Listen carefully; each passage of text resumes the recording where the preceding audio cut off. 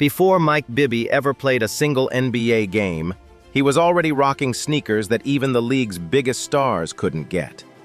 And years later, he built a secret Jordan collection so wild, even Fat Joe, one of the most famous sneakerheads alive, couldn't believe what he saw.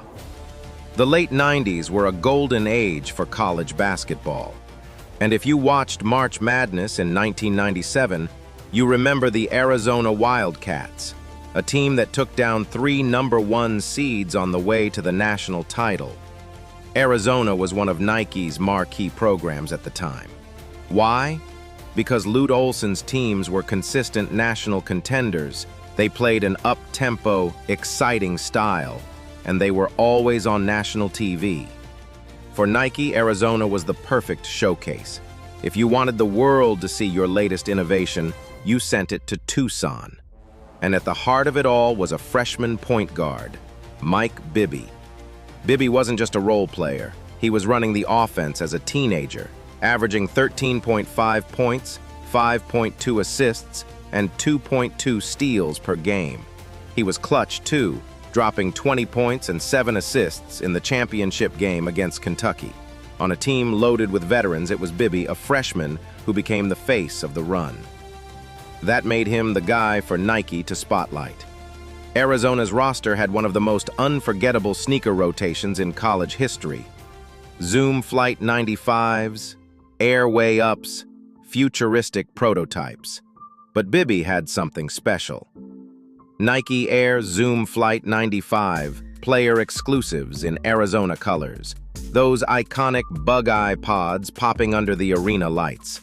And then came the jaw-dropper, Nike Air Foamposite 1s.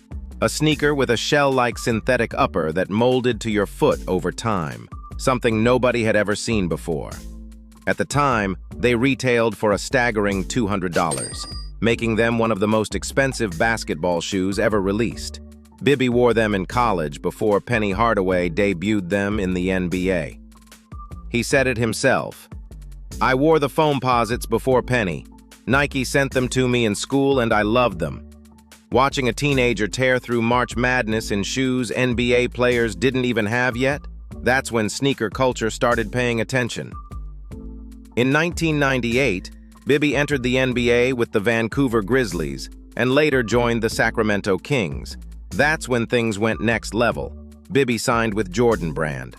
Unlike most players who just wore retail models, Bibby had one-of-one player exclusives built for him, and his lineup is legendary. Some of his most iconic Jordans include the Air Jordan 8 and 9 Low PE in white and purple, the Air Jordan 12 Low PE in white and black with purple accents, the Air Jordan 13 Low PE in white and purple with Bibby stitched on the heel, the Air Jordan 15 Low PE in black and white with purple trim, the Air Jordan 17 Low PE in white and silver with his logo, and the Air Jordan 18 PE in a white and purple suede mix.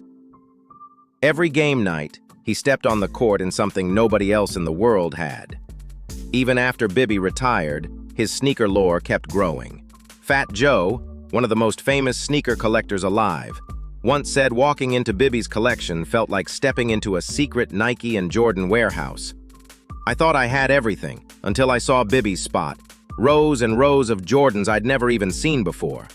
For sneakerheads, that's like finding a hidden vault of history. Today, it's normal to see college stars in PEs and pros in unreleased Jordans. But back in 1997, Mike Bibby was blazing that trail.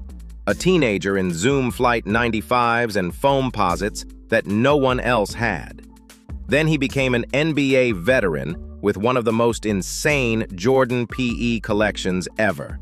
That's why Mike Bibby isn't just a basketball legend, he's a sneaker legend too.